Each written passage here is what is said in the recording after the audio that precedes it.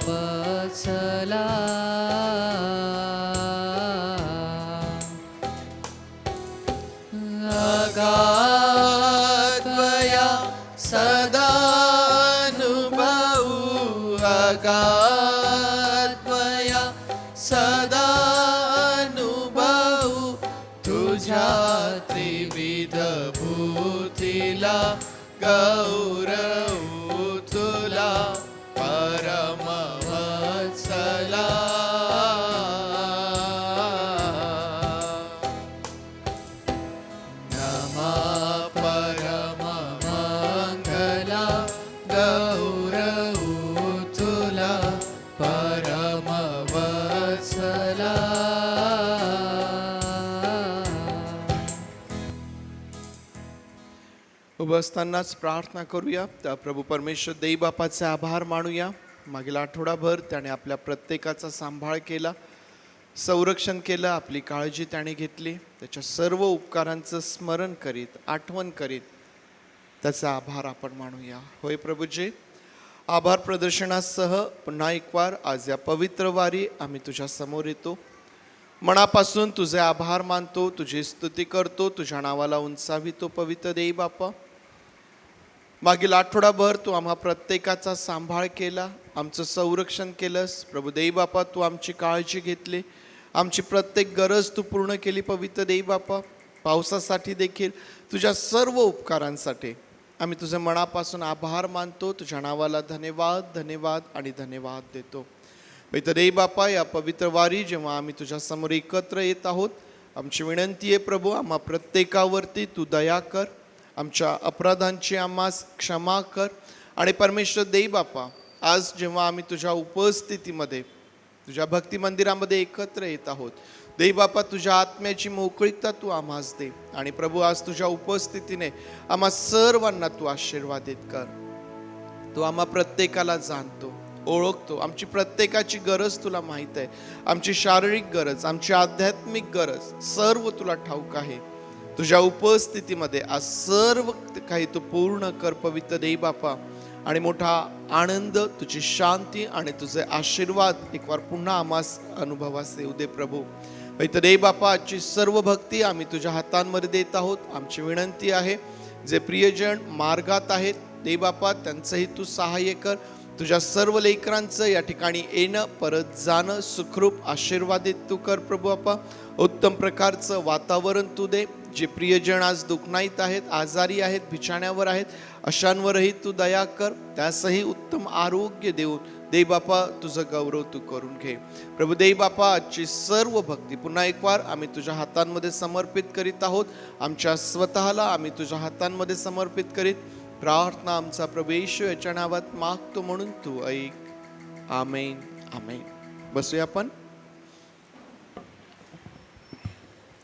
गीत गात त्या प्रभू परमेश्वर देई बापाचे आभार मानूया. लहान लेकरं मागं मस्ती करत आहे का तिकडं? लहान लेकरांना सांभाळा, त्यांनी मस्ती करू नये, डिस्टर्ब करू नये. त्यांना खेळायचं असेल तर त्यांना बाहेर खेळायला सांगा. उपासना संगीतामधून आपल्या सर्वांना येईल 34 नंबरचं गीत, देव माझा पाळणारा नाही उणे पडणे.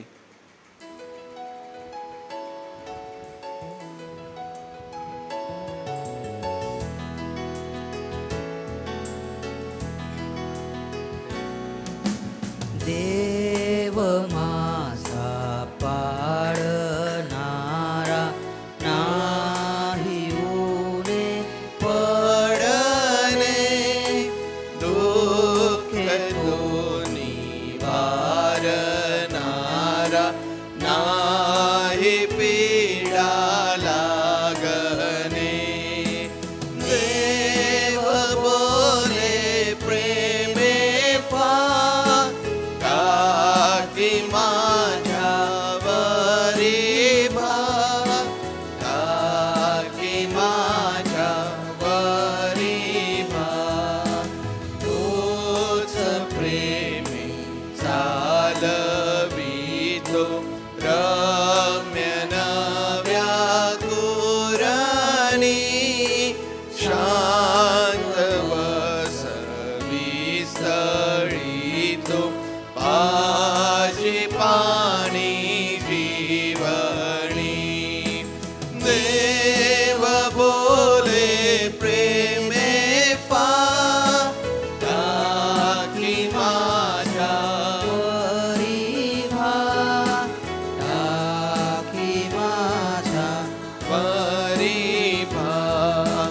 मी सुमार्गाला सोडिता शोधुनी तो आणि तो, हस्ती मला वळविता मोठी कृपा दावितो. देव बोले प्रेमे फार टाकी माझ्यावरी भार, टाकी माझ्यावरी भार. तो मला आधार देता लागेनाची कधी भय. मृत्यू खिंडीतूनी नेता तो जीवाचा पूर्णाशय. देव बोले प्रेमे फार टाकी माझ्यावरी भार, टाकी माझ्यावरी भार. सर्व जग हो वैरी, तोच माझा मेंढपा. तो समर्थ तो कैवारी, हर्ष देतो सर्वका. देव बोले प्रेमे फार टाकी माझ्यावरी भार, टाकी माझ्यावरी भार. दया त्याची जन्मभरी नाही नाही संपना. हर्ष पूर्ण त्याच्या घरी सर्वदा मी राहणार. देव बोले प्रेमे फार टाकी माझ्यावरी भार,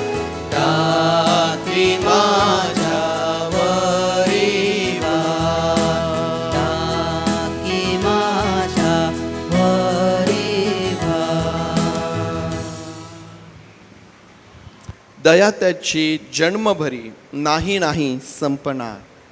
संपूर्ण हर्षपूर्ण त्याच्या घरी सर्वदा मी राहणार. खरोखर माझ्या आयुष्याचे सर्व दिवस मला कल्याण व दयाही लाभतील आणि परमेश्वराच्या घरात मी चिरकाल राहील. प्रियांनो, परमेश्वराची दया, त्याची सत्यता ही पिढ्यानपिढ्या टिकणारी आहे. तुम्हाला आणि मला आमच्या संपूर्ण जीवनामध्ये, आमच्या रोजच्या दिवसामध्ये परमेश्वर देव त्याची दया आम्हाला पुरवितो. ती दया कधीही संपत नाही. त्याची कृपा, त्याचं ते चांगुलपण कधीही कमी पडत नाही. प्रियांनो, त्या परमेश्वर देवबापाच्या प्रेमाची तुलना आम्ही आमच्या जीवनामध्ये आणखीन कशासोबत करू शकतो? या परमेश्वराचं प्रेम एवढं अगाध आहे की ते आमच्या संपूर्ण जीवनाकरिता जे काही आमचं आयुष्य आहे आणि या सर्व दिवसांमध्ये जे काही आमच्या जीवनामधले चढ उतार आहेत, त्या सर्वांमध्ये परमेश्वर देवबापाची कृपा आम्हाला पुरे आहे. तो आमच्या सोबत आहे आणि म्हणून आमचं जीवन जे आहे ते आम्ही त्याला समर्पित अशा प्रकारचं आमचं जीवन असावं. आणि म्हणून टिळक ज्या प्रकारे उपासना संगीत 511 गीत नंबरमध्ये म्हणतात, ख्रिस्तार्पणमस्तु अवघे ख्रिस्तार्पणमस्तु. यावेळेस हे गीत गाऊन आपण देवबापाची स्तुती करूया.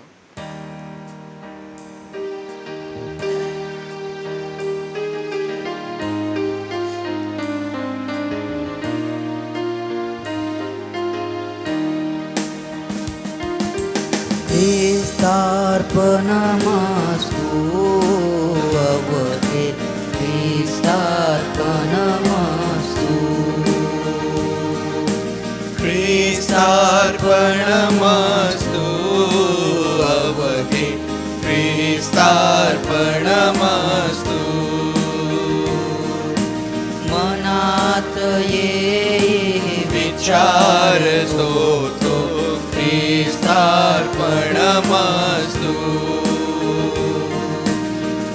उच्चाराचा प्रवाह सगळा ख्रिस्तार्पणमस्तु.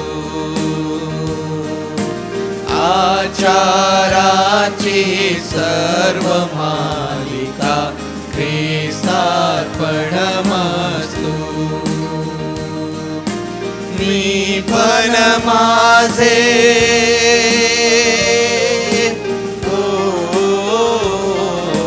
ख्रिस्तार्पणमस्तु. ख्रिस्तार्पणमस्तु अवघे ख्रिस्तार्पणमस्तु. भार्या कन्या बंधुगण ख्रिस्तार्पणमस्तु. मोठेपण वा लहानपण हे ख्रिस्तार्पणमस्तु. निर्धनता ही धन्यान्यता ही ख्रिस्तार्पणमस्तु. प्रपंच अवघा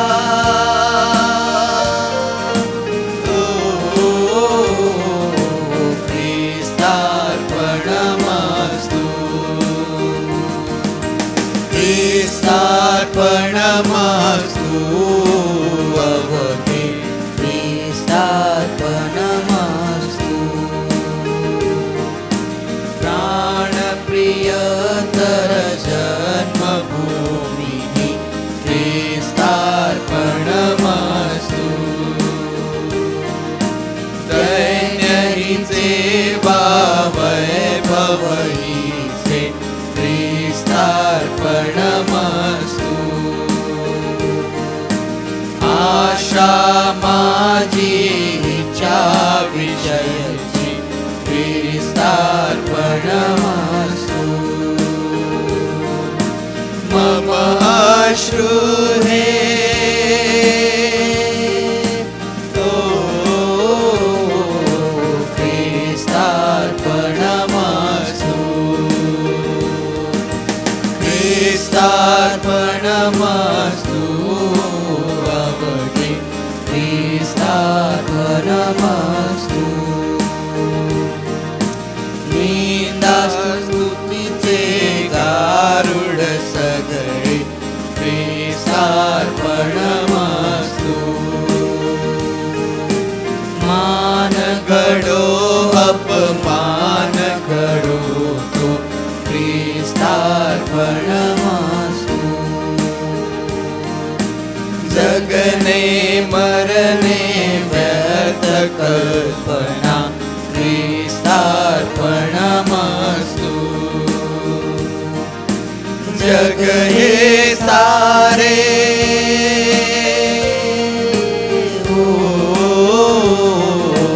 ख्रिस्तार्पणमस्तु ख्रिस्तार्पणमस्तु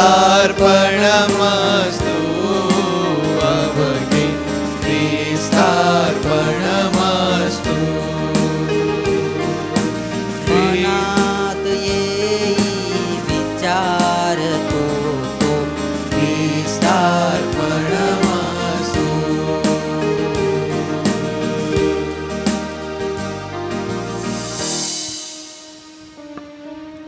पवित्र शास्त्रामधून यावेळेस एक स्तोत्र वाचूया. सोनू आपल्यासाठी एक स्तोत्र वाचेल. सर्वांना सलाम. या आपण सगळे शास्त्रभाग काढूया. स्तोत्रसहिता याचा 28 अध्याय, वचने 1 ते 9. हे परमेश्वरा, मी तुझा धावा करीतो. माझ्या दुर्गा, माझे न ऐकलेस करू नको. नाहीतर तू मशी मौन धरल्यास गर्तेत पडण्यासारखी माझी गती होईल. मी तुझा धावा करीतो, तुझ्या पवित्र गाभाऱ्याकडे वर हात करीतो. तेव्हा माझी दीनवाणी ऐक. मनात दगा असून आपल्या शेजाऱ्यांशी स्नेहभावाने बोलणारे असे दुर्जन व दुष्कर्मी यांच्याबरोबर मला ओढून नेऊ नको. त्यांच्या करणीप्रमाणे, त्यांच्या कर्माच्या दृष्टतेप्रमाणे, त्यांच्या हातांच्या कृतीप्रमाणे त्यांचे परिपत्य कर. त्यांच्या कर्मांचे फळ त्यांस दे. परमेश्वराची कृत्ये, त्यांच्या हाताची कृती ते ध्यानात आणत नाहीत, म्हणून तो त्यास फाडून टाकेल, उभारणार नाही. परमेश्वर धन्यवादित असो, कारण त्याने माझी दीनवाणी ऐकली आहे. परमेश्वर माझे सामर्थ्य व माझी ढाल आहे. ज्याच्यावर माझ्या हृदयाने भाव ठेविला आणि मी सहाय्य पाविलो, यास्तव माझे हृदय उल्हासते. मी गीत गाऊन त्याचे स्तवन करीन. परमेश्वर त्यांचे सामर्थ्य आहे. तोच आपल्या अभिषिक्तांचा दुर्ग आहे. तू आपल्या लोकास तार, आपल्या वतनाला आशीर्वाद दे. देवबाप वाचल्या वचनावर आशीर्वाद दे. त्याचा प्रतिपाळ कर, त्यास सदोदित वाहून ने. स्तोत्रसहिता 28 सोनूने आपल्याकरिता वाचलं. आणि स्तोत्रसहिता 28 ज्यावेळेस आम्ही वाचतो, प्रियांनो, या स्तोत्रामध्ये प्रार्थना आहे, विनंती आहे, याचना आहे. कशाबद्दल? तर परमेश्वराचं सहाय्य मिळण्याबद्दल. स्तोत्रकर्ता दावीद यामध्ये ह्या प्रकारे म्हणतो की, हे परमेश्वरा, मी तुझा धावा करीतो. माझ्या दुर्गा, माझे न ऐकलेसे करू नकोस. तू माझ्याशी मौन धरल्यास गर्तेत पडणाऱ्या याच्यासारखी माझी गती होईल. दावीद या ठिकाणी म्हणतो की, मी तुझा धावा करीतो, माझे न ऐकलेसे करू नकोस. पुष्कळदा आमच्या जीवनामध्ये आम्हाला या गोष्टीचा अनुभव येतो की आम्ही प्रार्थना करत आहोत, परंतु आम्हाला असं वाटतं की आमच्या प्रार्थनेचं उत्तर मिळत नाही आहे. आम्ही परमेश्वराकडे विनंती करतो, पुष्कळदा आम्ही उपास प्रार्थना करतो, परंतु प्रार्थना करत असताना पुष्कळदा आम्हाला असं वाटतं की परमेश्वर आमची प्रार्थना ऐकत नाही आहे. कधी अनुभव घेतला का तुम्ही की परमेश्वर जेव्हा आमच्या प्रार्थना ऐकत नाही, किंवा ऐकत नाही असं म्हणण्यापेक्षा त्याचं उत्तर ज्यावेळेस आमच्या अपेक्षेप्रमाणे आम्हाला मिळत नाही, कशी अवस्था होते आमची? मन व्याकुळ होतं, अस्थिर होतं. का प्रभू, माझं कुठं चुकत आहे? मी कुठं कमी पडत आहे, माझ्या जीवनात काय आहे की तू माझ्या प्रार्थनेचं उत्तर देत नाहीये. प्रियांनो, दावीद ज्यावेळेस या वचनामध्ये या गोष्टीचं वर्णन करतो, आम्हाला त्याची मनस्थिती त्या ठिकाणी दिसून येईल. आम्हाला समजून येईल की दावीद किती काकुळत करत त्या परमेश्वराला सहाय्य मागत आहे. प्रियांनो, परमेश्वर आमच्या प्रार्थनेचं उत्तर देत नाही असं कधीच होत नाही. आमची प्रत्येक प्रार्थना ही परमेश्वर ऐकणारा परमेश्वर आहे.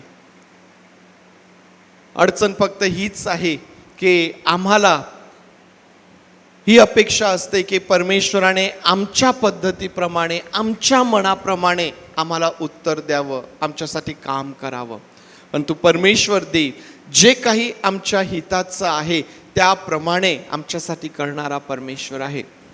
तो प्रत्येक काम, तो प्रत्येक गोष्ट ही योग्य वेळेवरती करणार आहे. आणि म्हणून जर आज आपल्यामध्ये कोणी असं असेल की जो निराश आहे की देवबाप माझ्या प्रार्थनेचं उत्तर देत नाहीये, आशीर्वादित आहात तुम्ही, काळजी करू नका. परमेश्वराला माहीत आहे की तुमची गरज कधी आणि कशी पूर्ण करायची आहे. परमेश्वर प्रार्थनेची उत्तरं देणारा परमेश्वर आहे. तो आम्हाला आनंदित करणारा आमचा प्रभू परमेश्वर आहे. आणि म्हणून रोज आणि रोज त्या परमेश्वराच्या समोर या, आभार प्रदर्शनासह आपल्या विनंत्या त्याला सादर करा आणि त्या प्रार्थनेचं उत्तर मिळाल्यास त्याची उपकार स्तुती करीत त्याच्या नावाला रोज आणि रोज स्तुतिरूपी यज्ञ आपण सादर करावा. परमेश्वर देवबाप ही सर्व वचने आपणासाठी आशीर्वादित करूया. दावीद ज्या प्रकारे म्हणतो की परमेश्वर माझे सामर्थ्य व माझे ढाल आहे, त्याच्यावर मी अंतःकरणपूर्वक भाव ठेवला आहे आणि मी सहाय्य पावलो. म्हणून माझे हृदय उल्हासते, मी गीत गाऊन त्याचे स्तवन करेल. मी गीत गाऊन त्याचे स्तवन करेल. यावेळेस मुलींचं जे क्वायर आहे ते आज पुढे येईल आणि मुलींच्या क्वायर बरोबर आपण परमेश्वर देवबापाची स्तुती करूया, त्याच्या नावाला धन्यवाद देऊया.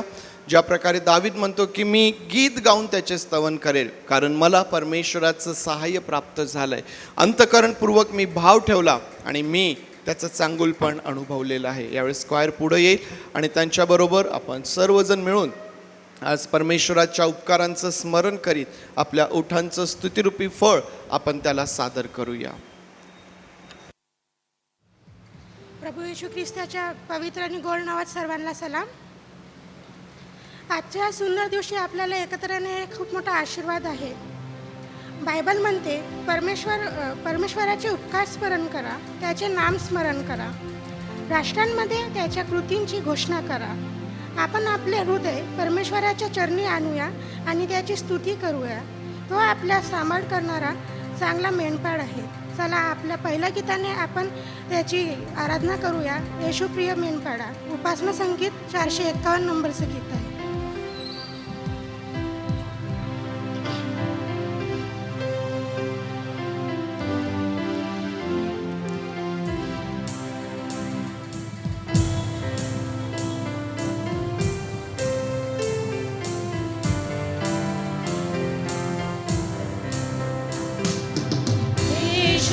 प्रिय मेंढपाळा, पाळी आम्हा कोकरा.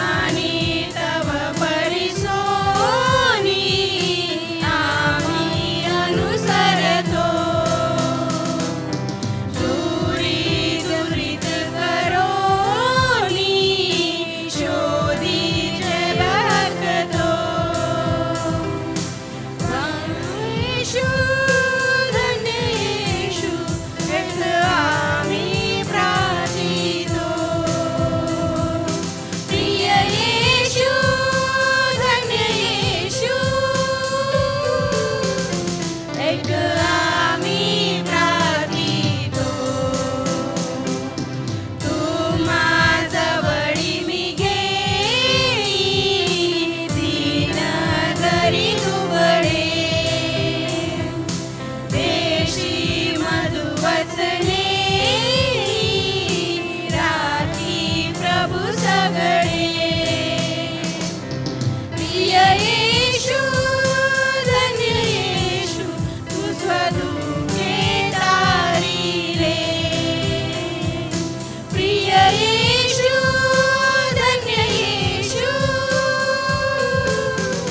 तू स्वदुखे तारिले भावानुग्रह तुझा इच्छा तव तुझावी हे गुरु राजा प्रेमे मने व्यापावी प्रिय येशू धन्य येशू प्रीती आहे वाढावी प्रिय येशू धन्य येशू प्रीती आहे वाढावी. खरोखरच तो आपला प्रिय मेंढपाळ आहे. त्याने आपल्याला कधीही सोडले नाही आणि कधीही टाकले नाही. देवाने जगावर एवढी प्रीती केली की त्याने आपला एकुलता एक पुत्र या जगात पाठवला, जेणेकरून जो कोणी त्यावर विश्वास ठेवेल त्याचा नाश होईल नाही, तर त्याला सार्वकालिक जीवन मिळावे. हीच ती तारणाची गोड वार्ता आहे जी आपल्याला प्रत्येकाला सांगायची आहे. चला या सुंदर वार्तेचा जयघोष आपण आपल्या पुढील गीताद्वारे करूया. सांगा मला ती वार्ता. उपासना संगीत 555 नंबरचं गीत आहे.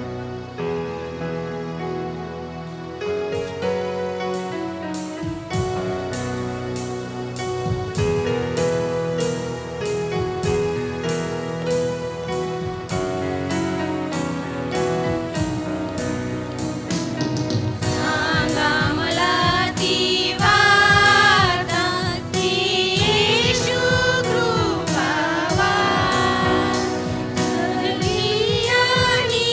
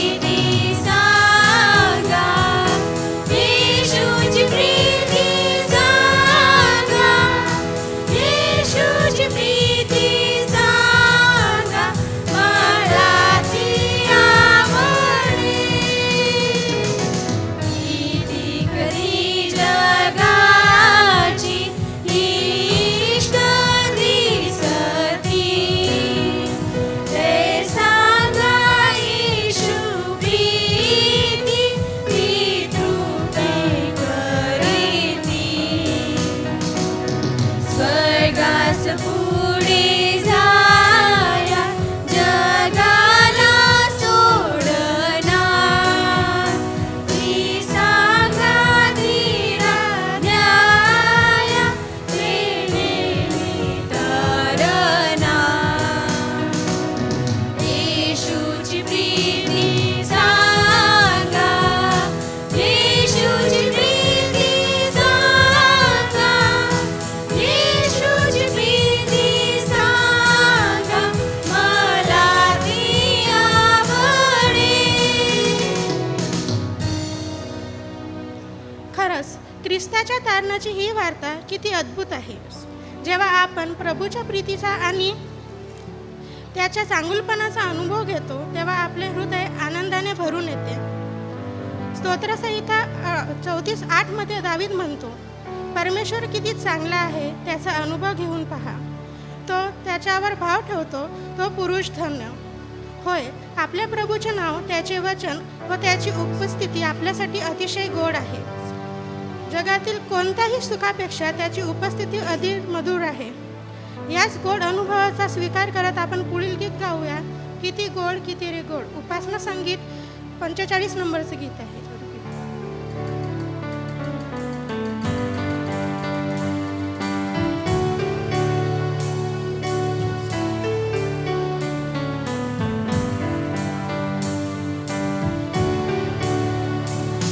किती गोड किती रे गोड नाम तव वाटे किती गोड किती रे गोड नाम तव वाटे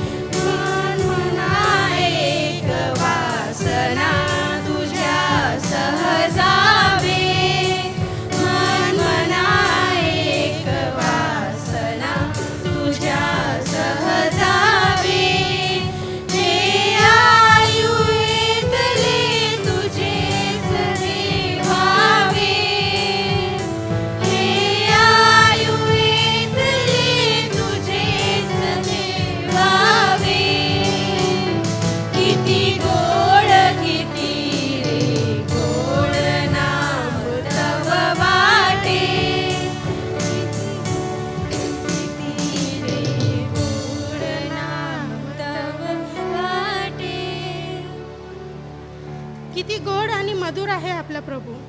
बायबलमध्ये येशू स्वतः म्हटले आहे, मीच उत्तम मेंढपाळ आहे. उत्तम मेंढपाळ मेंढरांकरता आपला प्राण देतो. तो आपला खरा मेंढपाळ आहे, जो आपल्याला हिरव्यागार कुरणात नेतो आणि संकटातून वाचवतो.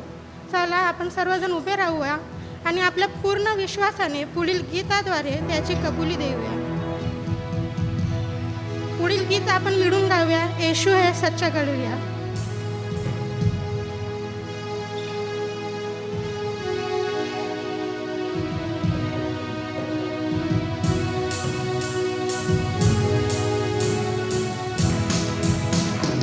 यीशु है सच्चा गडरिया, उसकी हम भेड़े हैं. हरी चराइयों में हमें चराता है.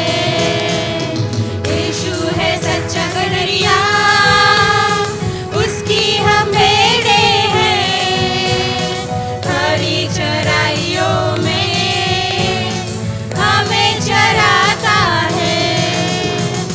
नदी पहाड़ों में ले चलता है, आहा, जहाँ पर सुखदाई झरने बहते हैं. ओहो, वादी पहाड़ों में ले चलता है, आहा, जहाँ पर सुखदाई झरने बहते हैं. ओहो, यीशु है सच्चा गडरिया, उसकी हम भेड़े हैं. हरी चराइयों में हमें चराता है.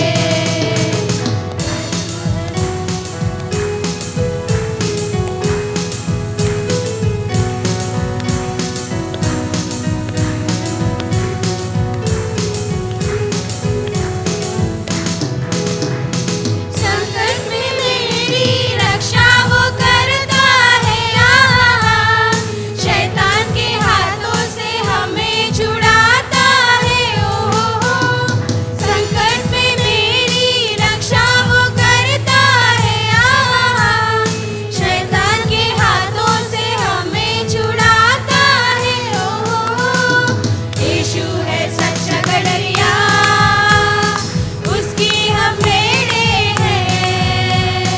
हरी चराइयों में हमें चराता है.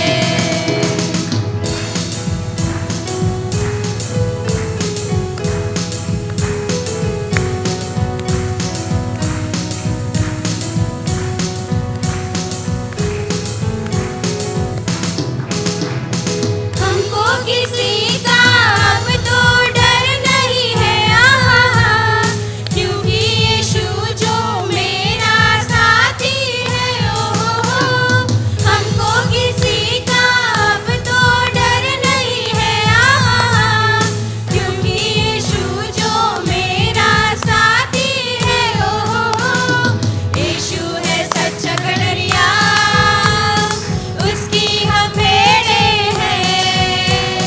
हरी चराइयों में हमें चराता है.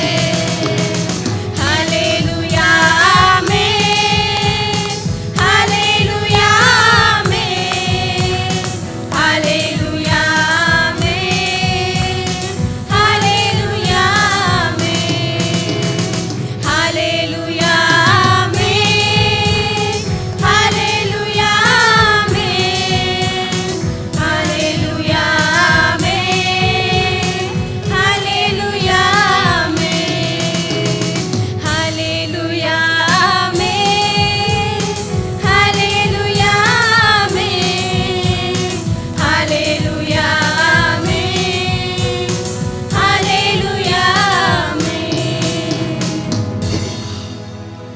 आपला मेंढपाळ खरोखरच खूप महान आहे. आपण पापी आणि अयोग्य असतानाही त्याने वधस्तंभावर आपल्यासाठी आपले रक्त सांडले. इर्मया 31:3 आपल्याला सांगते, परमेश्वराने दुरून येऊन मला दर्शन दिले. तो म्हणाला, मी सार्वकालिक प्रेमवृत्तीने तुझ्यावर प्रेम करीतो, म्हणून मी तुला वात्सल्याने जवळ केले आहे. त्याच्या ग्रहण प्रेमाची तुलना जगातील कोणत्याही गोष्टीशी होऊ शकत नाही. त्याने आपल्याला इतके खोल प्रेम केले की त्याने आपल्याला आपलेसे केले. चला आपण आपले डोळे बंद करूया. प्रार्थनेत जात असताना पूर्ण मनाने पूर्ण आत्म्याने पुढील गीत गाऊया. गहरे प्यार से तूने प्यार किया.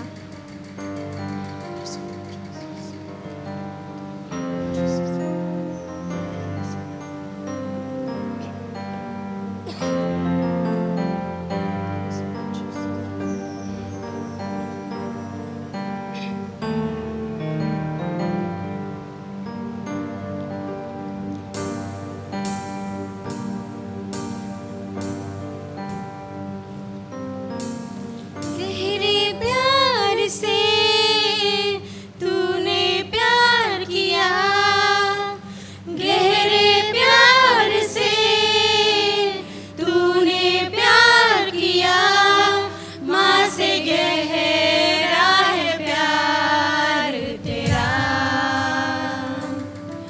माँ से गहरा है प्यार तेरा. गहरे प्यार से तूने प्यार किया, गहरे प्यार से तूने प्यार किया, माँ से गहरा है प्यार तेरा,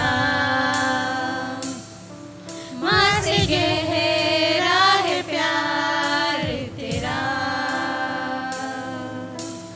तू धन्य है, सर्वश्रेष्ठ है, तेरे जैसा नहीं और कोई.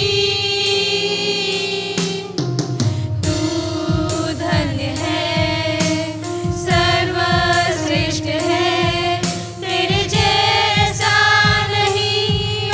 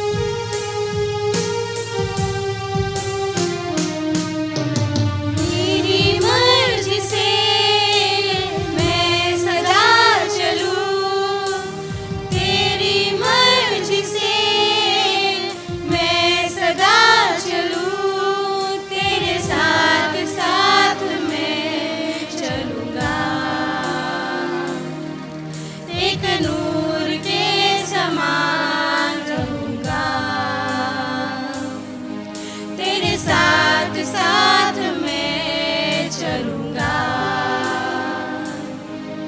एक नूर के समान रहूंगा। तू धन्य है, सर्वश्रेष्ठ है, तेरे जैसा नहीं और कोई। तू धन्य है, सर्वश्रेष्ठ है, तेरे जैसा नहीं और कोई। Hallelujah, hallelujah, hallelujah, hallelujah, hallelujah,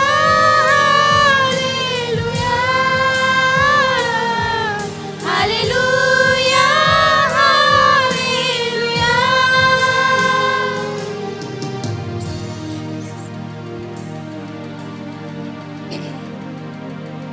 आपण सर्व आपले डोळे बंद करून प्रार्थना करूया.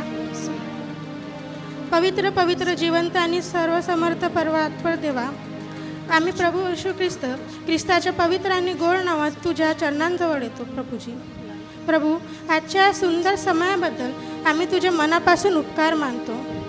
आज इथे उपस्थित असलेल्या प्रत्येक व्यक्तीवर तुझा आशीर्वाद असू दे बाप्पा. जे कोणी संकटात आहे दे बाप्पा, त्यांना त्याच्यातून बाहेर निघण्याचा तू मार्ग दाखव दे बाप्पा.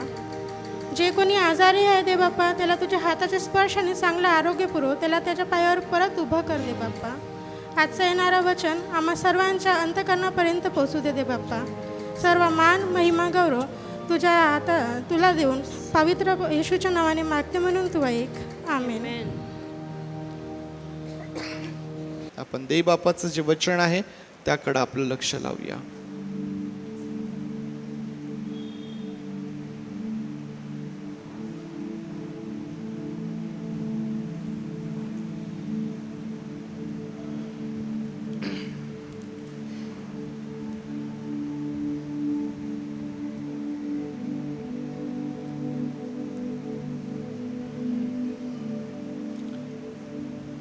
या संपूर्ण जून महिन्यामध्ये आपण आमोसच्या पुस्तकावरती अभ्यास केलेला आहे आणि आमोसच्या पुस्तकावरती अभ्यास करत असताना आमोसच्या पुस्तकामध्ये जी रूपकात्मक भाषा वापरण्यात आलेली आहे, जी प्रतीकं या पुस्तकामध्ये आम्हाला पाहायला मिळतात, ज्या वेगवेगळ्या प्रतीकांच्या माध्यमातून, रूपकांच्या माध्यमातून आमोस जो आहे हा परमेश्वराचा संदेश इस्रायल लोकांना देतो, त्यावरती आपण मनन केलेलं आहे. त्याचप्रमाणे आमोसने काही दृष्टांत पाहिले, त्या दृष्टांतांच्या माध्यमातून परमेश्वराचा जो संदेश आहे, परमेश्वराचं जे वचन आहे ते आमोस इस्रायल लोकांना त्या ठिकाणी सांगत आहे. रूपकात्मक भाषा त्यावरती आपण अभ्यास केला. जे दृष्टांत आमोसने पाहिलेत त्या दृष्टांतावरती देखील आपण मनन केलेलं आहे. आणि मग मागच्या रविवारी फादर्स डेच्या निमित्ताने आमोसच्याच पुस्तकामधून शासन, झडती हा विषय आपण पाहिलेला आहे. आणि परमेश्वर देव हा का बरं या ठिकाणी इस्रायल लोकांना म्हणतो की मी तुमची झडती घेईल, का बरं परमेश्वर देव त्यांना म्हणतो की मी शासन करेल, याविषयी आपण अभ्यास केलेला आहे. आज आमोसच्या पुस्तकाचा आपण समारोप करणार आहोत आणि म्हणून आज ज्यावेळेस पुन्हा एकदा आमोसच्या पुस्तकाकडं आपलं लक्ष आपण लावत आहोत, हा शेवटचा रविवार आहे. आज यावर परीक्षा देखील आहे, परंतु तरीही संपत असताना हा एक विषय आमोसच्या पुस्तकामधून जो महत्त्वाचा आहे त्यावरती आपण आपलं लक्ष केंद्रित करूया. आणि आज जो विषय आपल्या समोर असणार आहे तो आमोस आणि नवीन करार. आमोस आणि नवीन करार. या प्रार्थना करूया. थोर आणि जिवंत देव बापा, तुझे आभार मानतो, स्तुती करतो, तुझ्या नावाला उंचावितो. परमेश्वर देव बापा, तुझं वचन जे आमचं मार्गदर्शन करतं, आम्हाला उत्तेजन देतं, जे आम्हाला नवीन करतं. पैतरे बापा, ते सर्व तुझं सामर्थ्य तू आम्हावरती ओत, आम्ही तुला विनंती करतो प्रभू. तुझ्या वचनांच्या द्वारे पुन्हा आज एक वार तू आमची भेट घे आणि तुझं गौरव तू करून घे. दे बापा, आम्ही पुढील सर्व वेळ आमचे विचार, आमचे समज आणि सगळं काही तुझ्या अधीन करीत प्रार्थना प्रवेश याच्या नावात मागतो, म्हणून तू ऐक. आमेन, आमेन. आजचा जो विषय आपल्या समोर आहे की आमोस आणि नवीन करार. आता ज्या सर्व जुन्या करारातील पुस्तकांवरती आपण अभ्यास करत आहोत, हा अभ्यास करत असताना प्रामुख्याने आपला हा प्रयत्न आहे की जुना करार आणि नवीन करार हे कसे एकमेकांशी जुळलेले आहेत, किंवा जुन्या करारामधली जी भविष्य आहेत, जे संदेश आहेत, ते आम्ही नवीन करारामध्ये पूर्ण होताना किंवा त्याचा संदर्भ देताना आम्हाला नवीन करारामध्ये दिसून येतो. आणि म्हणून आपण हा नेहमी प्रयत्न करत आहोत की जुना करार त्यातील जे संदेष्टे, जे कनिष्ठ संदेष्टे ज्यावरती या दिवसांमध्ये आपण अभ्यास करत आहोत, त्या संदेष्टांचा, त्यांच्या संदेशाचा, त्या पुस्तकांचा नवीन कराराशी कसा संबंध येतो, कशा प्रकारे त्यांची जोडणी किंवा एक आम्हाला लिंक त्या ठिकाणी सापडते, त्याचा प्रयत्न किंवा तो विचार आपण करत आहोत. आणि म्हणून आज आमोसच्या पुस्तकावरती मनन करत असताना देखील आपण तो प्रयत्न या ठिकाणी करत आहोत. हा प्रयत्न करत असताना सर्वात पहिले आमोस आणि प्रभू येशू ख्रिस्त यावरती आपण विचार करूया. आमोस आणि प्रभू येशू ख्रिस्त. एक संदेष्टा म्हणून आमोस आणि प्रभू येशू ख्रिस्त एक संदेष्टा म्हणून पुष्कळसं साम्य आम्हाला त्या ठिकाणी दिसून येतं. ज्यावेळेस आम्ही आमोस त्याची सेवा पाहतो, त्याचे संदेश पाहतो, आणि मग ज्यावेळेस आम्ही आमच्या प्रभू येशू ख्रिस्ताकडे पाहतो, त्याचे संदेश किंवा त्याची शिकवण आम्ही पाहतो, पुष्कळसं साम्य आम्हाला त्या ठिकाणी दिसून येतं. कशा प्रकारचं साम्य ते त्या ठिकाणी आहे तर त्यांच्या म्हणजे आमोस आणि प्रभू येशू ख्रिस्त यांच्या शिकवण्याच्या पद्धतीमध्ये आम्हाला सारखेपणा दिसून येतो. शिकवण्याच्या पद्धतीमध्ये प्रभू येशू ख्रिस्त कसा शिकवत होता, कोण सांगल?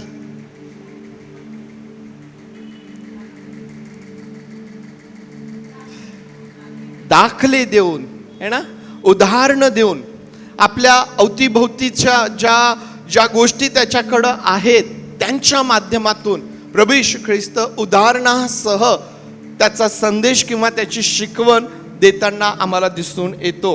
आणि म्हणून प्रामुख्याने आम्हाला माहीत आहे की शेतीच्या संदर्भात असेल, पेरणी करणाऱ्याचा दाखला असेल, निंदणाचा असेल, किंवा ही जी उदाहरणं, ही जी काही दाखले प्रभू येशू ख्रिस्ताने दिली, त्या माध्यमातून त्याने देवाचं राज्य आणि परमेश्वराची इच्छा मनुष्याला सांगण्याचा प्रयत्न त्याने केला किंवा ती शिकवण त्याने दिलेली आहे. मग हीच बाब ज्यावेळेस आम्ही आमोसच्या पुस्तकाचा अभ्यास केला, त्याही ठिकाणी आम्हाला पाहायला मिळते.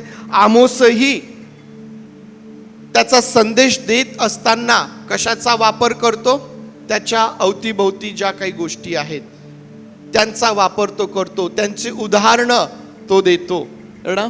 आणि म्हणून आपण मागच्या वेळेस पाहत असताना त्या ओळंब्याचा दृष्टांत आपण त्या ठिकाणी पाहिला.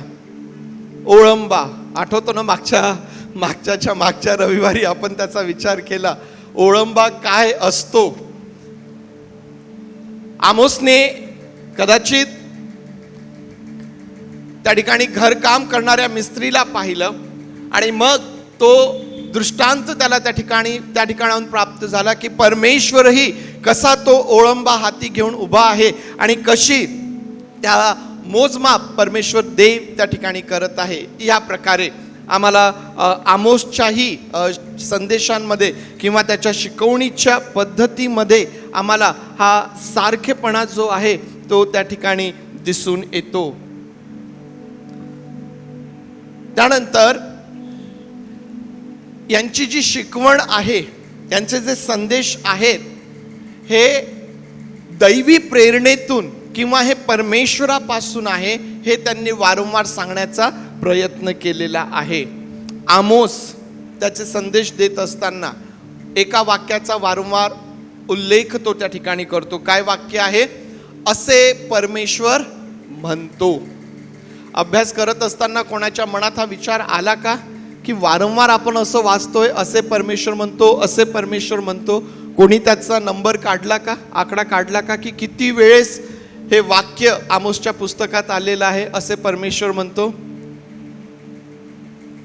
कोणीच नाही काढला? तुमचे मार्क्स जातील मग, कारण त्यावरती प्रश्न आहे. आमोसच्या पुस्तकामध्ये परमेश्वर असे म्हणतो हे किती वेळेस आलेलं आहे हे तुम्ही सर्वांनी मला सांगायचं आहे. व्हॉट्सअप करा, घरी गेल्यावर पुन्हा एकदा आमोसचं पुस्तक वाचा. वाचत असताना किती वेळेस हा उल्लेख त्या ठिकाणी आलेला आहे की असे परमेश्वर मला म्हणतो ते तुम्ही मला सांगा. व्हॉट्सअप करा, फोन करा किंवा पुढच्या रविवारी तुम्ही मला ते सांगायचं आहे. प्रभू येशू ख्रिस्त देखील ह्याच गोष्टीचा किंवा ह्याचाच संदर्भ देत प्रभू येशू ख्रिस्त काय म्हणतो की मी पित्यापासून जे काही ऐकलेलं आहे, पित्याने मला जे काही सांगितलेलं आहे तेच मी तुम्हाला सांगतो. प्रभू येशू ख्रिस्त देखील त्याचे संदेश देत असताना, त्याची शिकवण देत असताना ती कोणापासून आहे, त्याने ते कोणापासून ऐकलेलं आहे याचा वारंवार तो देखील उल्लेख करतो की पिता मला जे सांगतो तेच मी तुमच्यासोबत बोलतो. मी जे त्याच्याकडून ऐकलेलं आहे तेच मी तुम्हाला सांगतो. त्यानंतर आणखीन आम्हाला असं पाहायला मिळेल की या दोघांवरही म्हणजे आमोसवर आणि प्रभू येशू ख्रिस्तावरती फितुरी केल्याचा आरोप त्या ठिकाणी ठेवण्यात आलेला आहे. 7वा अध्याय आमोस 7 आणि 10 वाचा कोणीतरी. मग बेथेल येथील याजक अमस्या याने इस्रायलाचा राजा यराबाम याला निरोप पाठवला की इस्रायल घराण्याच्या भरवस्तीत आमोसने फिस्तूर केली आहे.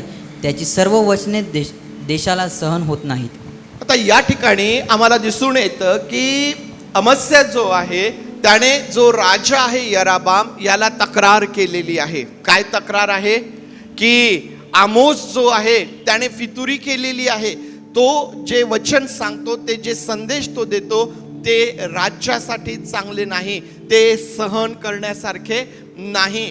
आमोस हा राजाबद्दल, आमोस हा देशाबद्दल फितुरी करत आहे, विरुद्ध वागत आहे, विरुद्ध बोलत आहे, या प्रकारचा आरोप आमोसवरती करण्यात आला. जर आम्ही योहानाचं शुभवर्तमान, योहानकृत शुभवर्तमान अध्याय 19 आणि वचन 12 जर वाचलं तर अशाच प्रकारचा आरोप प्रभू येशू ख्रिस्तावरती देखील आम्हाला ठेवताना दिसून येतो. वाचा. यावरून पित्याला त्याला सोडण्याची खटपट करतच राहिला, परंतु यहुदी आरडाओरड करून म्हणाले, आपण याला सोडले तर आपण कैसराचे मित्र नाहीत. जो कोणी स्वतःला राजा करतो तो कैसराला विरोध करतो. आता या ठिकाणी पिलात ज्यावेळेस प्रयत्न करतो की प्रभू येशू ख्रिस्ताला सोडावं, त्या ठिकाणी यहुदी लोक आहेत की जे आरडाओरड करत आहे. आणि काय आरडाओरड करत आहे की हा कैसराच्या विरुद्ध बोलतो, हा कैसराच्या विरुद्ध बोलतो, हा स्वतःला राजा म्हणतो आणि हा फितुरी करणारा आहे, हा राज्याविरुद्ध जे शासन आहे त्याच्या विरुद्ध फितुरी करणारा म्हणून अशा प्रकारचा आरोप त्या ठिकाणी प्रभू येशू ख्रिस्तावरती ठेवताना आम्हाला दिसून येतो. ज्या प्रकारचा आरोप आम्हाला आमोसवर दिसतो त्याच प्रकारचा आरोप आम्हाला प्रभू येशू ख्रिस्तावरती ठेवताना देखील त्या ठिकाणी ते दिसून येतात. त्यानंतर जी जबाबदारी त्यांच्यावरती सोपवलेली आहे त्या जबाबदारीच्या संदर्भात आमोस काय म्हणतो? 3रा अध्याय वचन 8, आमोस 3:8. सिंहाने गर्जना केली आहे, त्याला भेणार नाही असा कोण? प्रभू परमेश्वर बोलला आहे, संदेश दिल्या वाचून कोणाचे राहावेल? या ठिकाणी आमोस म्हणतो की परमेश्वर जर बोललेला आहे, जर परमेश्वराने सांगितलेलं आहे, जर परमेश्वराने जबाबदारी सोपवलेली आहे तर कोणाच्याने गप्प बसवेल? कोणाच्याने गप्प बसवेल? प्रभू असं म्हणतो की जर हे गप्प राहिलेत तर कोण ओरडतील? धोंडे ओरडतील.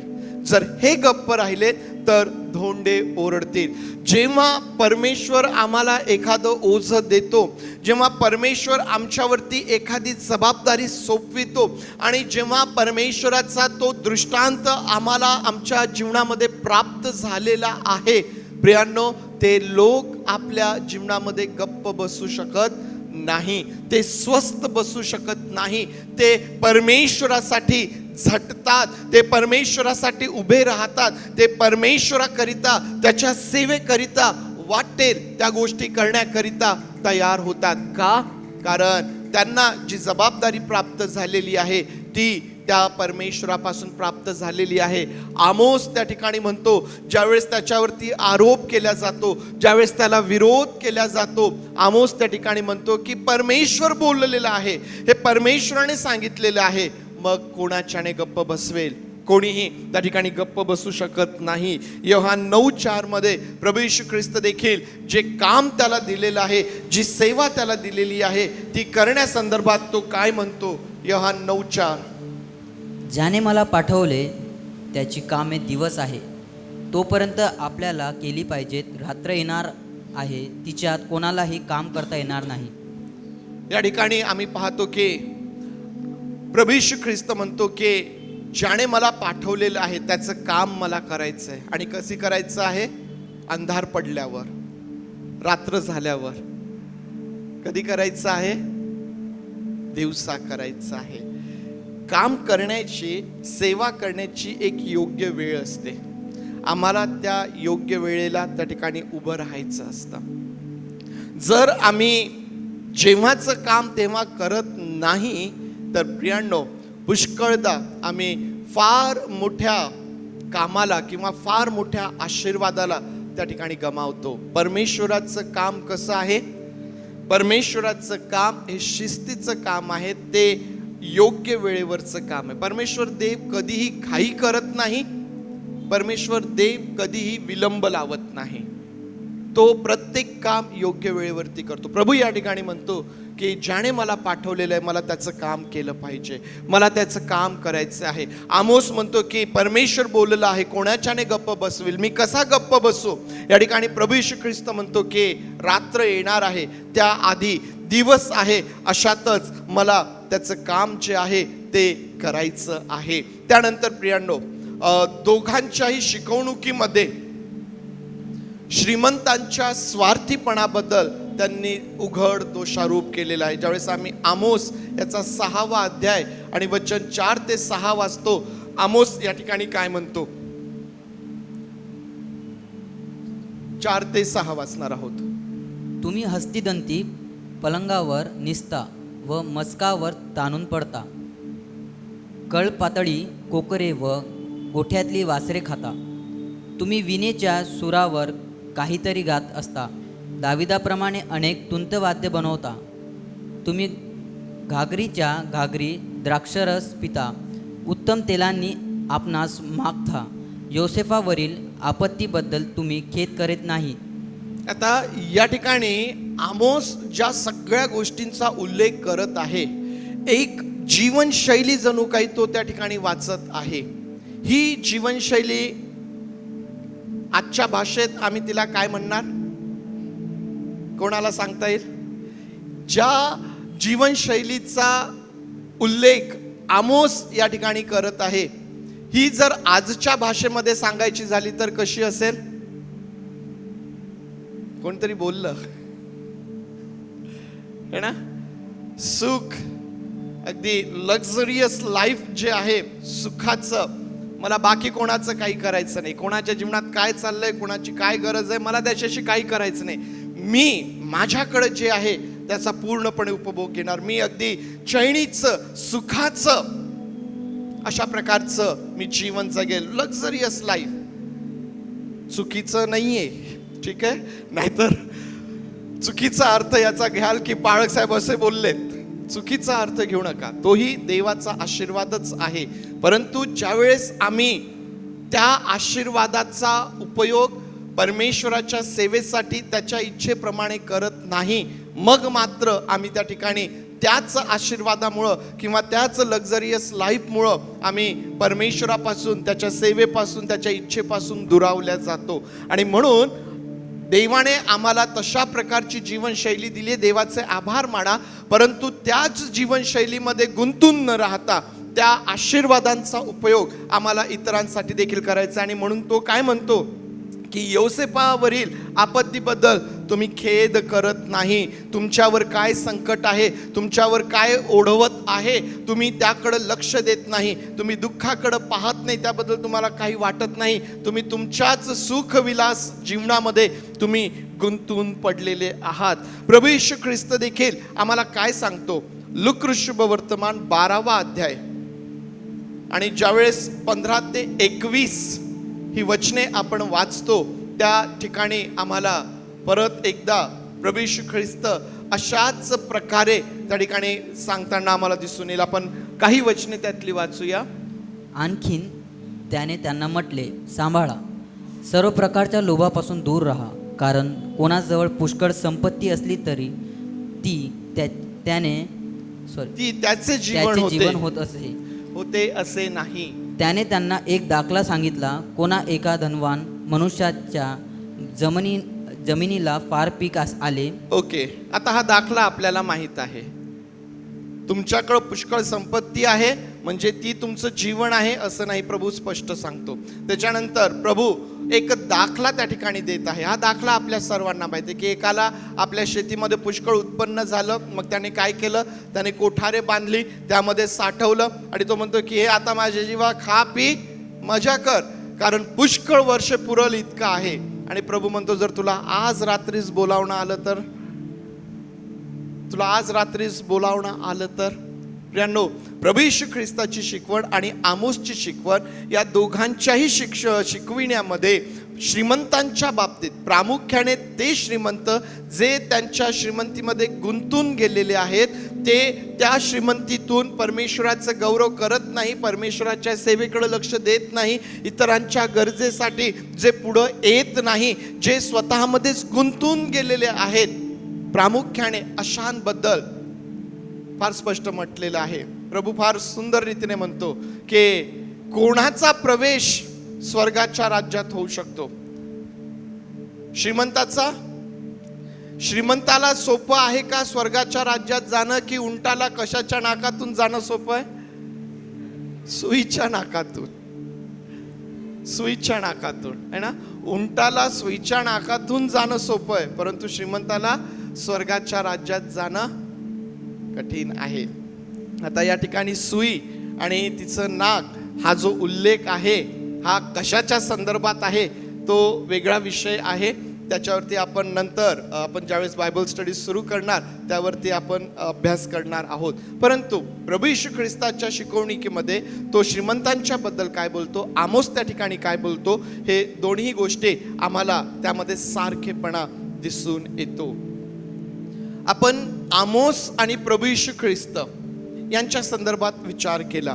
दुसरी गोष्ट त्यामध्ये आपण पाहूया की आमोसचा संदेश आणि नवीन कराराची शिकवण. आमोसचा जो संदेश आहे, आता आमोस त्याची शिकवण, त्याचे संदेश, प्रभू येशू ख्रिस्त त्याचा संदेश, त्याची शिकवण यांच्यामधलं साम्य आम्ही पाहिलं. आणखीन त्यामध्ये आम्ही पुढे जात आहोत आणि आमोसचा संदेश आणि नवीन कराराची शिकवण याविषयी आपण विचार करत आहोत. आता ज्यावेळेस आपण आमोसच्या पुस्तकाचा अभ्यास केलेला आहे त्यामध्ये आम्हाला हे शिकायला मिळतं की भक्ती आणि आचरण यांच्यामध्ये जर तफावत असेल तर आमची भक्ती देवाला मान्य नाही. आमोस फार सुंदर रीतीने म्हणतो की त्या ठिकाणी मंदिरातील तुमचं गायन हे कशाचं गायन होईल? विलापाचं गायन होईल. विलाप. तुम्ही परमेश्वराची स्तुती करण्यासाठी उभे आहात, तुम्ही परमेश्वराचं गुणगान करण्यासाठी उभे आहात, परंतु त्याचं रूपांतर कशामध्ये होईल? विलापामध्ये होईल, दुःखामध्ये होईल. का? कारण तुम्ही जी भक्ती करता ती भक्ती आणि तुमचं जे जीवन आहे, तुमचं जे आचरण आहे, यामध्ये विभक्तपणा आहे, तो त्यामध्ये साम्यता नाही. तुम्ही भक्ती करताना एक आहात आणि तुम्ही तुमचं जीवन जगताना तुमच्या आचरणामध्ये, तुमच्या न्यायीपणामध्ये तुम्ही काहीतरी वेगळेच आहात. आणि परमेश्वराला ही गोष्ट मान्य नाही, परमेश्वराला ही गोष्ट आवडत नाही आणि त्यासाठी परमेश्वराचा न्याय तुम्हावरती येईल. याबद्दल आमोसच्या पुस्तकातून आम्हाला पाहायला मिळतं. प्रभू येशू ख्रिस्ताची शिकवण देखील काय आहे? जर आम्ही मत्ते 7:15-27 आणि 23वा अध्याय मत्तेचा जर आम्ही वाचला तर त्या ठिकाणी आम्हाला ह्याच प्रकारची शिकवण पाहायला मिळते. प्रभू म्हणतो की मला प्रभूजी प्रभूजी म्हणणाऱ्यांचा प्रवेश स्वर्गाच्या राज्यात होणार नाही. कोणाचा होईल? जे पित्याच्या इच्छेप्रमाणे करतात त्यांचाच. म्हणजेच भक्ती काय आहे ना? आम्ही चर्चमध्ये आलोत, आम्ही फार सुंदर गीते म्हटलीत, आम्ही आमचे दान दशांश परमेश्वराच्या भांडारात आणलेत, परंतु या ठिकाणाहून आम्ही बाहेर गेल्यानंतर आम्ही कशा प्रकारचं जीवन जगतो ह्यावरती अवलंबून आहे की आम्ही मंदिरात केलेली सेवा ही परमेश्वराला संतुष्ट करणारी होईल की त्याला वीट आणणारी होईल. प्रियांनो, जर आमचं जीवन हे काहीतरी वेगळं आहे आणि मग आम्ही मंदिरात आल्यानंतर जर त्याची सेवा करतो, ती सेवा परमेश्वराला संतुष्ट करणारी असू शकत नाही. त्या उलट ती परमेश्वराला वीट आणणारी होते. आणि म्हणून हे आमच्यासाठी फार महत्त्वाचं आहे की आमोसच्या पुस्तकातही आम्ही तेच शिकतो. आमचा प्रभू येशू ख्रिस्त देखील आम्हाला तेच म्हणतो. प्रियांनो, आम्हाला जर असं वाटतं की भक्ती केल्यानंतर आम्हाला शांती मिळावी, आम्हाला आनंद मिळावा, आम्हाला आशीर्वाद मिळावा, तर प्रियांनो, मंदिरातून बाहेर गेल्यानंतर आम्ही काय बोलतो, आम्ही काय करतो, आम्ही कशा प्रकारे वागतो, आमचं जीवन आम्ही कशा प्रकारे जगतो, आम्ही आमच्या भाऊबंधांबरोबर कशा प्रकारे त्यांना वागणूक देतो, आम्ही आमच्या कामाच्या ठिकाणी किती प्रामाणिक आहोत, प्रियांनो, या सर्व गोष्टी त्या ठिकाणी परमेश्वर पाहत आहे. या सर्व गोष्टी परमेश्वर त्या ठिकाणी पाहत आहे. आणि मग प्रियांनो, त्या गोष्टी आणि ज्यावेळेस या ठिकाणी होत असलेली सेवा ही ज्यावेळेस सारखी आहे ना प्रियांनो, परमेश्वराचे फार मोठे आशीर्वाद त्या ठिकाणी आहे. परमेश्वराचं फार मोठं काम त्या ठिकाणी आम्हाला पाहायला मिळतं. प्रियांनो, आमोसच्या ह्याच संदेशाचा जो विषय आहे किंवा जो परमेश्वराचा न्यायीपणा आमोस त्याच्या संदेशांमधून ठेवतो, त्याचाच उल्लेख किंवा त्याच गोष्टी याकोब जो आहे त्याच्या पत्रामध्ये आम्हाला शिकवतो. ज्यावेळेस तुम्ही याकोबाचं पत्र वाचता, त्यामध्ये विश्वास, आपलं आचरण, भक्ती आणि आचरण या संदर्भात तुम्हाला याकोब 2 मध्ये त्या ठिकाणी वाचायला मिळतं. प्रियांनो, विश्वास आहे, माझा प्रभू येशू ख्रिस्तावर विश्वास आहे, तो येणार आहे. प्रभू येशू ख्रिस्त मला घ्यायला येणार आहे. आम्ही शेवटच्या दिवसांमध्ये आहोत, आम्ही शेवटच्या दिवसांमध्ये आहोत. सर्व काही जे घडत आहे अवतीभोवती, ज्या सर्व गोष्टी प्रभू देवबापाने सांगितल्या त्याप्रमाणे सर्व घडत आहे. माझा विश्वास आहे प्रभू येत आहे, त्याचं येणं जवळ झालेलं आहे, हा माझा विश्वास आहे. मग माझी कृती कशी असायला पाहिजे? माझी कृती कशी असायला पाहिजे? मी माझ्या स्वतःला त्याच्या येण्याकरिता तयार करायला पाहिजे, ही कृती असायला पाहिजे. परंतु माझा विश्वास एक आहे, परंतु माझी कृती जर निराळी आहे, माझी कृती माझ्या विश्वासाबरोबर मेळ त्याचा बसत नाही, किंवा याकोब ज्या प्रकारे स्पष्टपणे सांगतो की कृतीशिवाय विश्वास हा कसा आहे? निर्जीव आहे, व्यर्थ आहे, त्याचा काही एक फायदा नाही. मी कितीही मुखाने बोललो, मी किती मुखाने कन्फेशन केलं, मी किती मुखाने बोलत असलो, परंतु प्रियांनो, जर त्या विश्वासाप्रमाणे माझी कृती नाही तर माझं बोलणं किंवा माझा तो त्या सगळ्या गोष्टी ज्या आहेत त्या व्यर्थ आम्हाला त्या ठिकाणी दिसून येतात. हीच शिकवण जी आमोसच्या पुस्तकात आहे तीच प्रभू येशू ख्रिस्ताच्या शिक्षणामध्ये आम्हाला दिसते. त्याच संदेशाचा किंवा त्याच शिक्षणाचा उपयोग याकोब देखील त्याच्या पत्रांमधून मंडळीला संदेश देत असताना, मंडळीला शिक्षण देत असताना आम्हाला त्या ठिकाणी तो दिसून येतो. संपत असताना तिसरी गोष्ट त्या ठिकाणी आमच्यासाठी अजून महत्त्वाची आहे. तिसरी बाब जी मी तुमच्यासमोर ठेवत आहे ती म्हणजे आमोस आणि यरुशलेम येथील धर्मसभा. तिसरा मुद्दा हा लक्षात ठेवा, महत्त्वाचा आहे. आमोस आणि यरुशलेम येथील धर्मसभा. आम्ही ज्यावेळेस प्रेषितांची कृत्ये वाचतो त्या ठिकाणी एक धर्मसभा भरलेली आम्हाला दिसून येते. आता प्रभू येशू ख्रिस्ताचं स्वर्गारोहण झाल्यानंतर पवित्र आत्मा शिष्यांवरती ओतल्या गेल्यानंतर पेंटेकॉस्टच्या दिवसानंतर प्रेषितांनी जी सेवा केली आणि मग त्या सेवेचा परिणाम म्हणून अनेकांची भर त्यांच्यामध्ये पडत होती. आता अनेकांची भर त्यांच्यामध्ये पडत असताना ते केवळ यहुदी होते असे नाही, तर परराष्ट्रीयांचीही भर त्यांच्यामध्ये पडत होती. आणि म्हणून मग त्या ठिकाणी शिष्यांमध्ये एक वाद निर्माण झाला. काहींचं म्हणणं होतं की तारणासाठी या परराष्ट्रीयांनी मोशेचं नियमशास्त्र देखील पाळायला पाहिजे, त्यांनी देखील नियमशास्त्राप्रमाणे आचरण करायला पाहिजे. परंतु काहींचं म्हणणं होतं की तारणासाठी मोशेचं नियमशास्त्र पालन करणे, त्याचं आचरण करणे किंवा त्या नियमशास्त्राप्रमाणे परराष्ट्रीयांची सुनता करणे किंवा त्या नियमशास्त्राप्रमाणे यांना करण्याकरिता भाग पाडणे हे काही बरोबर नाही. कारण तारण हे त्यापासून नाही आहे, तारण हे कृपेने प्रभू येशू ख्रिस्तावरील विश्वासाने आहे. हा वाद त्या ठिकाणी सुरू होता. आणि मग हा वाद मिटवण्याकरिता एक मार्ग त्यामधून मिळण्याकरिता धर्मसभा त्या ठिकाणी भरली. वेगवेगळ्या प्रकारच्या धर्मसभा मंडळीच्या इतिहासामध्ये फार सुंदर विषय तो आहे. ती धर्मसभा त्या ठिकाणी भरली. जर तुम्ही प्रेषितांची कृत्ये 15वा अध्याय जर वाचला तर त्या ठिकाणी तुम्हाला या धर्मसभेचा उल्लेख त्या ठिकाणी सापडतो.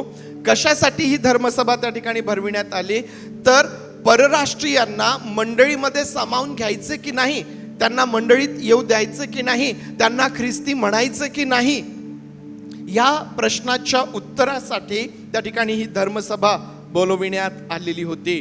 आणि मग या धर्मसभेमध्ये वेगवेगळ्या सेवकांनी त्यांचा अनुभव त्या ठिकाणी मांडले. पेत्रानेही त्याचा अनुभव सांगितला की कशा प्रकारे परमेश्वराने त्याचा उपयोग परराष्ट्रीयांसाठी केला.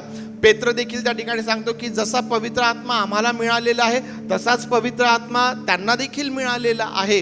पेत्र त्याचा अनुभव त्या ठिकाणी सांगतो. आणि मग याकोब जो आहे ना, हा याकोब आमोसच्या पुस्तकाचा संदर्भ या धर्मसभेमध्ये देतो.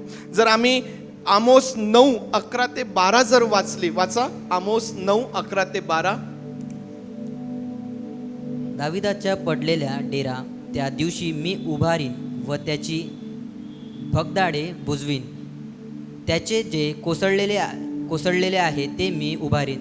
तो पूर्वकाली होता तसा तो बनवीन. मग ते अदोमाच्या अवशेषा व ज्याने माझे नाव ठेवले आहे त्या सर्व राष्ट्रांचा ताबा घेतील, असे हे कृत्य करणारा परमेश्वर म्हणतो.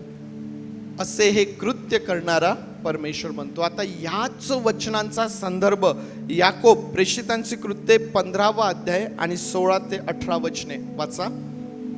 प्रेषित 15, 16 ते 18. यानंतर मी परत येईन व दाविदाचा पडलेला डेरा पुन्हा उभारीन आणि त्याची भगदाडे बुजवून तो पुन्हा नीट करीन, यासाठी की शेष राहिलेल्या माणसांनी व ज्या राष्ट्रांना माझे नाव देण्यात आले आहे त्या सर्वांनी प्रभूचा शोध करावा. हे जे त्याला युगादीपासून माहीत आहे ते करणारा प्रभू असे म्हणतो. प्रभू असे म्हणतो. आमोस जे सांगतो त्याचा उल्लेख याकोब या धर्मसभेमध्ये करतो. प्रियांनो, ही धर्मसभा आज आमच्या दृष्टीने आम्हाला फार महत्त्वाची वाटत नसेल, परंतु या धर्मसभेचं महत्त्व लक्षात घ्या की त्या धर्मसभेमध्ये जे काही निर्णय घेतल्या गेलेत त्याच्यामुळं आज तुम्ही आणि मी इतक्या व्यवस्थित रीतीने मंडळीचा भाग आहोत.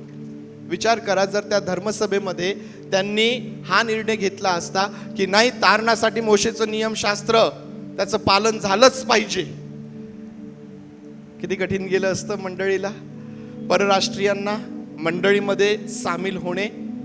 परंतु प्रियांनो, परमेश्वर ज्याला आधीपासूनच सगळं माहीत आहे, ज्याने सर्व गोष्टींची व्यवस्था करून ठेवलेली आहे, तो परमेश्वर हे म्हणतो, तो परमेश्वर हे काम करत आहे. आणि मग त्या ठिकाणी जर तुम्ही पुढची वचने वाचले तर त्या ठिकाणी याकोब त्यांना म्हणतो की आता त्यांना त्रास देऊ नका, तर त्यांना पत्र लिहून पाठवून द्या की त्यांनी मूर्तीपासून स्वतःला दूर ठेवावं. रक्त आणि त्या ज्या 3-4 गोष्टी याकोबाने त्या ठिकाणी सांगितल्यात, या व्यतिरिक्त त्यांच्यावर बाकी गोष्टींची बळजबरी करण्याची गरज नाही. परराष्ट्रीयांनी मूर्तीपूजेपासून दूर राहावं म्हणून त्या ठिकाणी याकोब म्हणतो की त्यांना सांगा. त्या व्यतिरिक्त त्यांना फार त्रास देण्याची गरज नाही. ह्या प्रकारे प्रियांनो, आमोसचं पुस्तक आणि नवीन करार आम्हाला अशा प्रकारे त्यांच्यामधलं ते साम्य किंवा त्यांच्यामध्ये जो एकपणा आहे तो आम्हाला त्या ठिकाणी पाहायला मिळतो. प्रियांनो, आता हा जो एवढा सगळा विचार आपण केला, आज या ठिकाणाहून आम्ही घरी जात असताना आम्ही आमच्यासोबत काय घेऊन जायचं, आम्ही आमच्यासोबत या ठिकाणाहून काय घेऊन जायचं, आज मला कोणता बोध परमेश्वराच्या भक्ती मंदिरातून प्राप्त झालेला आहे, परमेश्वराचं वचन मी ऐकत असताना मी काय घेऊन जाणार आहे. प्रियांनो, बाकी फार काही तुमच्या लक्षात नाही राहिलं तरी आज एक गोष्ट लक्षात घ्या की आमची भक्ती आणि आमचा आठवडाभरचं जीवन हे फार महत्त्वाचं आहे. त्याकडे दुर्लक्ष करू नका, त्याकडे दुर्लक्ष करू नका. प्रियांनो, आज हा विचार, आज हा बोध तुमच्यासाठी आणि माझ्यासाठी आहे की भक्ती आणि आचरण या दोन्ही गोष्टींकडे लक्षात ठेवा. दुसरी गोष्ट आम्हाला या ठिकाणाहून घेऊन जायची आहे की आम्ही नेहमी देवाच्या इच्छेला सादर असायला पाहिजे. या आपले डोळे बंद करूया आणि आज जे परमेश्वर देवबापाचं वचन आमच्याकडे आहे, ते आज आमच्या अंतःकरणाशी काय बोलत आहे, ते आज आम्हाला काय उत्तेजन देत आहे, ते आज माझ्या मनाशी काय बोलत आहे, ते समजण्याचा प्रयत्न करूया. तर देवाच्या आत्म्याला आमच्या आत्म्याशी पुन्हा एकदा बोलू देऊया आणि हे वचन आज खोलवरती आपण रुजवूया.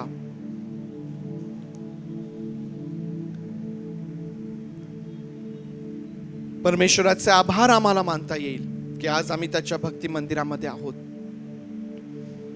कारण जितक्यांना त्याने निवडून घेतलं, वेगळं केलं, आपल्या उपस्थितीमध्ये येण्याकरिता बोलावलं, वेगळं केलेलं आहे, ते लोक धन्य आहेत. आम्ही या ठिकाणाहून गेल्यानंतर आम्ही कशा प्रकारचं जीवन जगतो हे परमेश्वर पाहतोय. त्या परमेश्वराच्या इच्छेला सादर व्हा, समर्पित व्हा, कारण त्याची इच्छा परिपूर्ण आहे, त्याच्या योजना परफेक्ट आहेत, परिपूर्ण अशा प्रकारच्या त्या आहेत प्रियांनो. आणि त्यासाठी आम्ही आमच्या स्वतःला समर्पित करावं. आमचं सहाय्य कर प्रभू देव बापा, आमचं सहाय्य कर. होय पवित्र देव बापा, तू आमचं, आम्ही सर्वस्वी स्वतःला तुझ्या अधीन करतो प्रभू. आठवडाभर या वचनांच्या द्वारे तू आमची भेट घेत राहा आणि तुझं गौरव तू करून घे. तुझे मनापासून आभार मानतो. प्रार्थना आमचा प्रभू येशू याच्या नावात मागतो म्हणून तू ऐक. आमेन, आमेन. या आपण सर्वजण उभं राहूया, प्रभूने शिकवलेली प्रार्थना करूया, सुवंद देव परात्पर हे गीत गाऊया आणि मग आशीर्वाद घेऊया. हे आमच्या स्वर्गातील बापा, तुझे नाम पवित्र मानले जाव, तुझे राज्य येऊ, जसे स्वर्गात तसेच पृथ्वीवर, तुझ्या इच्छेप्रमाणे हो. आमचे रोजची भाकर आज आम्हास दे, आणि जसे आम्ही आमच्या ऋण्यास ऋण सोडले तसेच तो आमचे ऋणे आम्हास सोड, आणि आम्हास परीक्षेत आणू नकोस, तर आम्हास वाईटापासून सोडे, कारण की राज्य, सामर्थ्य आणि गौरव हे सर्व काळ तुझेच आहेत. आमेन.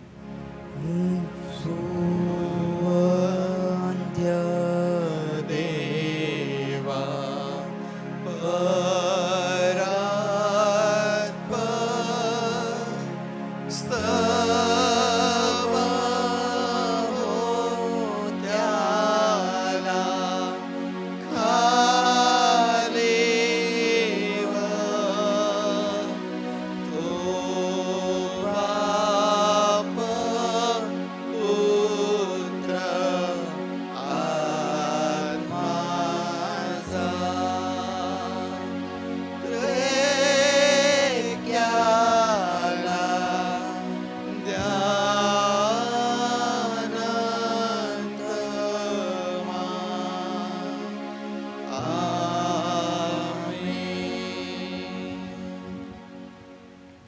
आता प्रभू येशू ख्रिस्ताची कृपा, देवबापाची प्रीती आणि पवित्र आत्म्याची सुसंगती तुम्हा सर्वांबरोबर प्रभू येशू ख्रिस्त येईपर्यंत सदोदित असो.